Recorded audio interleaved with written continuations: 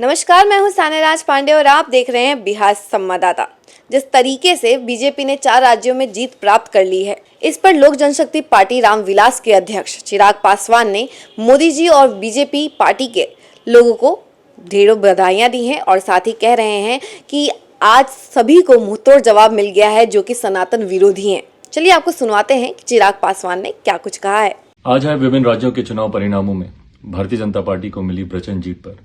मेरी तरफ से, लोक जनशक्ति पार्टी रामविलास की तरफ से हमारे प्रधानमंत्री आदरणीय नरेंद्र मोदी जी को ढेर सारी बधाई, ढेर सारी शुभकामनाएं।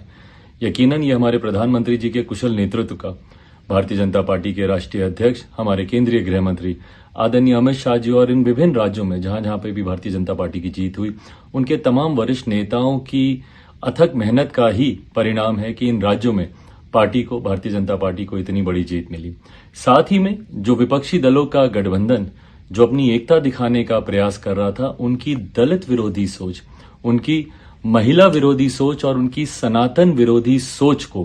भी कहीं ना कहीं इन राज्यों की जनता ने जवाब देने का काम किया। इन राज्यों के तमाम नेता जो इस बात का सपना देख रहे थे कि सनातन विरोध पे वो खामोश रह जाएंगे, दलित विरोधी बातें जो उनके गठबंधन के तमाम नेता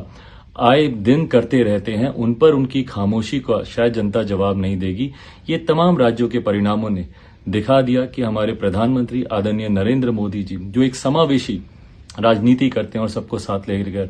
चलने का प्रयास करते हैं, उनके सामने कम से कम ये विपक्षी दलों का गठबंधन या विपक्षी दलों के नेता कहीं नहीं टिकते। एक बार फिर से मैं भारतीय जनता पार्टी को इस प्रचंड जीत पर ढेर सारी बधाई और शुभकामनाएं देता हूं। तो आपने सुना कि चिराग पासवान किस तरीके से बधाई दे रहे हैं मोदी को, किस तरीके से वो सनातन विरोधियों पर तंज कस रहे हैं।